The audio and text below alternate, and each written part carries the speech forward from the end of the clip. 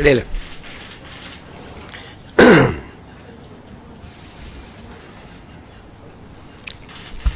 ഇന്നത്തെ മന്ത്രിസഭാ യോഗത്തിൽ ഒരു പ്രധാനപ്പെട്ട തീരുമാനം തിരുവനന്തപുരം കാസർഗോഡ് സിൽവർ ലൈൻ പദ്ധതി റദ്ദ് ചെയ്ത് ഉത്തരവ് പുറപ്പെടുവിക്കാനുള്ള തീരുമാനമെടുത്തു.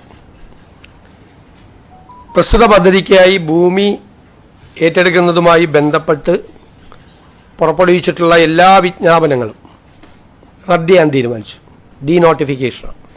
കാരണം ഈ പദ്ധതി നടക്കുന്നുമില്ല, പദ്ധതി ഉപേക്ഷിക്കുകയും ചെയ്തു.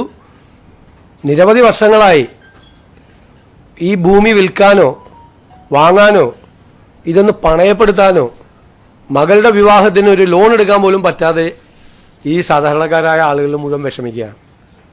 അതുകൊണ്ടാണ് ഏതായാലും പദ്ധതി ഉപേക്ഷിച്ചതുകൊണ്ട് ആ പദ്ധതി കേന്ദ്ര ഗവൺമെൻറ്റും അംഗീകാരം തന്നില്ല.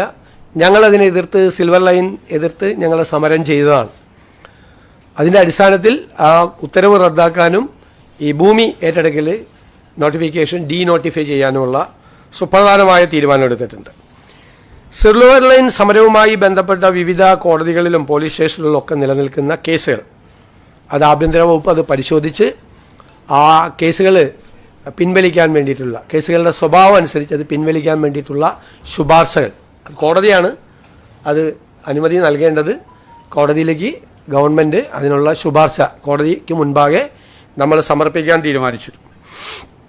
പിന്നെ പദ്ധതിക്ക് വേണ്ടി സ്ഥാപിച്ചിട്ടുള്ള മഞ്ഞക്കുറ്റികൾ അത് നീക്കം ചെയ്യുന്നതിന്